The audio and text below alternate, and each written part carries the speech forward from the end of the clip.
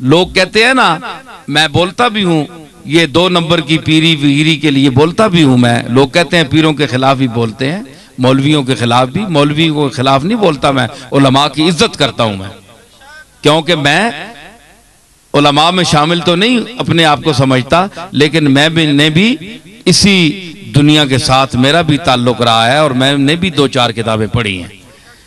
तो मैं तौहीन नहीं करता, मैं हर उस 2 नंबर पर बोलता हूं, चाहे वो पीर हो, चाहे मौलवी हो, चाहे दुनियादार हो, चाहे कोई आदमी हो। आप जब मार्केट में जाते हैं तो 1 नंबर की चीज तलाश करते हैं, और अगर 2 नंबर की चीज आपको मिल जाए, मैं आप पर फैसला छोड़ता हूं।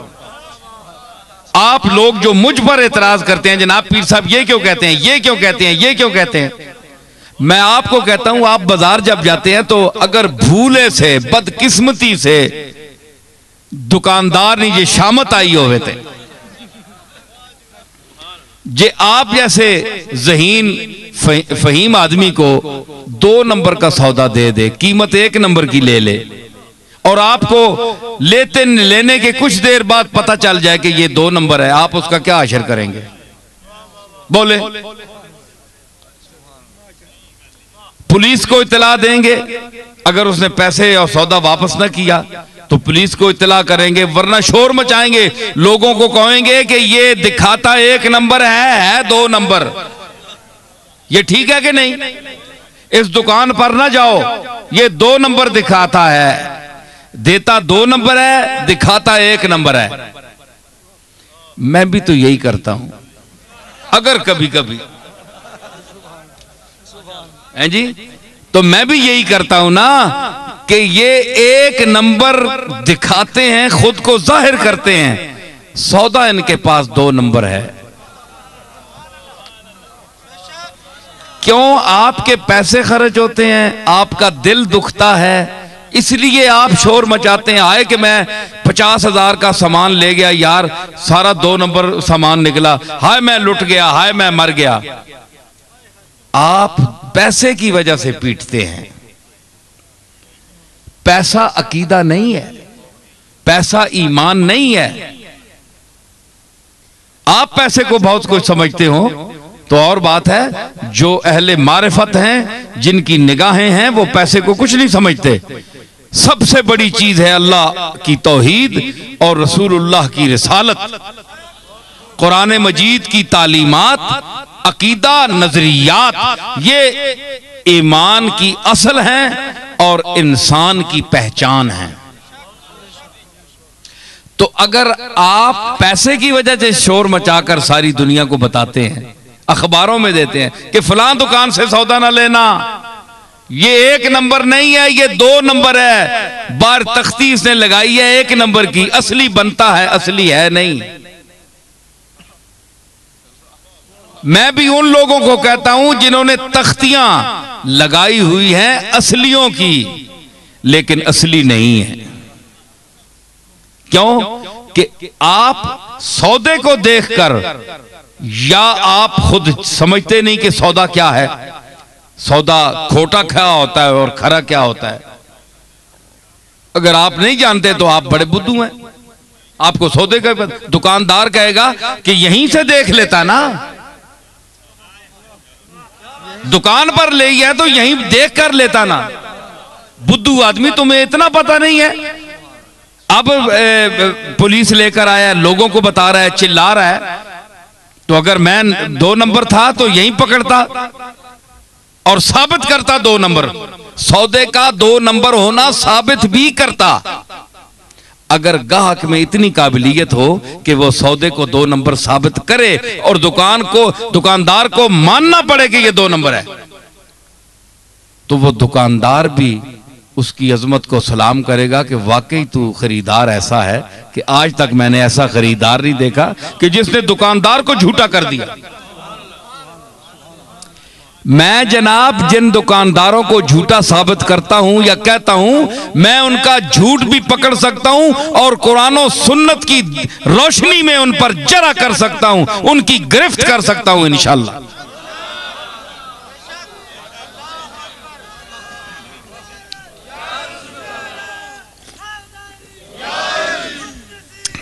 समझ आई? तो कुरान और सुन्नत मेरे पास एक ऐसा मेयार है, ऐसा मीटर है। कुरान मजीद की आयात और सुन्नत रसूल अला साहिब अस्सलातु वस्सलाम का उस्वे हसना, सहाबा किराम का तर्ज अमल, ये ऐसा हमारे पास मेयार है कि हम इस पर, इसके सामने चाहे कोई पीर हो, चाहे कोई दुनियादार हो, चाहे कोई आलिम हो, चाहे कोई मुफ्ती हो, कुछ भी हो, हम इसको इसके सामने पेश करेंगे। जो इस मेयार पर पूरा उतरा वो 1 नंबर, वरना वो सब 2 नंबर। ठीक है ना? तो यही बात मैं कहता हूं। अब मुझ पर लोग एतराज करते हैं, तो आप लोगों पर एतराज नहीं करते, खुद भी जाते हैं वो दुकानों के पर सौदा लेने के लिए, तो 1 नंबर 2 नंबर को देखते हैं। क्यों कहते हैं जनाब? बड़े बड़े नकल शुरू हो गई है, असल की नकल होती है हमेशा। तो साबित हुआ कि जो लोग कहते हैं जनाब, सुनिए तवज्जो से, कि जो लोग कहते हैं जनाब ये सूफिया में, इन लोगों में कुछ भी नहीं है, ये सब दुकानदारी है, ये भी गलत है। क्यों? इसलिए नहीं कि मैं एक खानका का फर्द हूं, मैं अपनी खानका को बचाना चाहता हूं, यह बात कतन नहीं है। मैं अल्लाह को हाज़िर नाज़िर समझकर जो अपनी समझ है उसके मुताबिक मैं गुफ्तगू कर रहा हूं। तो ये कहते हैं कि जी ये है ही गलत, ये कुछ भी नहीं है। तो मैं उनसे गुजारिश करूंगा कि उसकी नकल आपको मिल रही है, नकल मिल रही है ना भाई? बोले तो सही ना, आप बिल्कुल गूंगे हो गए। नकल मिल रही है ना? तो नकल उसकी होती है जिसकी असल हो, है जी? नकल उसकी होती है, आप फोटो स्टेट कराते हैं अपने शनाख्ती कार्ड की, तो असल आपके पास होती है तो नकल करवाते हैं ना। जब असल ही नहीं है तो नकल कहां से कराएंगे? मतलब यह है कि ये सूफियों का ये जितना खाता है दरगाहों का, ये झूठ फ्रॉड नकल नहीं है, इसकी असल है, असल है, असल है, असल है। ये और बात है कि आज वो हम असल गुम कर बैठे और हमने नकल भी मुताबिक असल नहीं बना सके, नकल भी मुताबिक असल, क्योंकि जो शनाख्ती कार्ड असल के मुताबिक हो वो चल जाता है। जिसमें धब्बे हो जाए, चेहरा पे स्याही आ जाए, खतूत उसके नक्श जो हैं वो धीमे हो जाएं, बस एक एर जा नजर आवे ते पता ना लगे बंदा कौन है, मशकूक हो जाता है वो शनाख्ती कार्ड का फोटो स्टेट भी। हमने फोटो स्टेट तो बना लिए लेकिन वो भी मशकूक हो गए। क्यों? कि उस पर दुनिया के धब्बे पड़ गए, दुनिया के धब्बे पड़ गए। हवस की गर्दो गुबार ने चेहरों को बंद कर दिया, उनकी असली चमक गायब हो गई, चेहरे पहचाने नहीं जाते। वो कहते हैं जनाब ये चेहरा कैसा है, हालांकि आज वो दुनिया में मौजूद नहीं है, आदमी बाजार चला गया। लेकिन मेरे अली के चेहरे को आज भी अगर उनका फोटो देखें तो पता चलता है कि इज़ारू ज़ुक्र अल्लाह, ये वो शख्सियत है कि जिसको देखकर, चेहरे को देखकर अल्लाह की याद ताजा हो जाती है, अल्लाह याद आ जाता है। तो यार तेरा चेहरा कैसा है? तेरे चेहरे में वो ताबानी नहीं है, वो कशिश नहीं है, वो नूरानियत नहीं है, वो जाज़बियत नहीं है, दिल खिंचता नहीं है लोगों का। ये क्या वजह है? तो मेरे अली में कसूर नहीं है, मुझ में कसूर हो सकता है। समझ आई ना? तो असल में नहीं है, नकल में है। और जो नकल असल के मुताबिक हो वो भी काम चलाती है। हाँ ठीक है ना? हाँ। और जो नकल असल के मुताबिक हो, हाँ, उसको भी लोग कबूल करते हैं। दफ्तरों में वो फोटो स्टेट कबूल होता है क्योंकि मुताबिक असल है। तो मुताबिक, चलो नकल भी हो लेकिन कम से कम मुताबिक असल तो हो ना। अगर असल नहीं है तो मुताबिक असल हो। तो सहाबा किराम जनाब रिसालत मआब के दौर की झलक है। उस आफताब के गुरूब होने के बाद जो शफक होती है, सुर्खी है, सुर्खी होती है ना, तो सुर्खी क्या होती है? आफताब के गुरूब होने की दलील होती है। और ये कि डूब तो चुका है, तुम्हारी नजरों से ओझल हो गया है, लेकिन डूबते डूबते भी अपनी रोशनी उसने गुम नहीं की। काफी देर तक तुम्हें घरों तक पहुंचा देगा।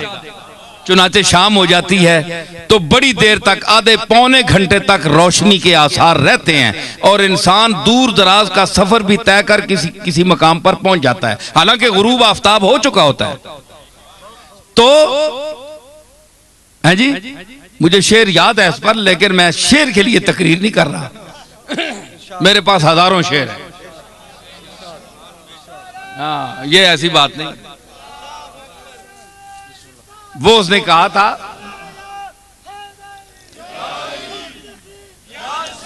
एक मिनट, ये मुझे याद दिला रहा है, ये मेरे खिताब से ही सुनकर वो याद दिला रहे हैं।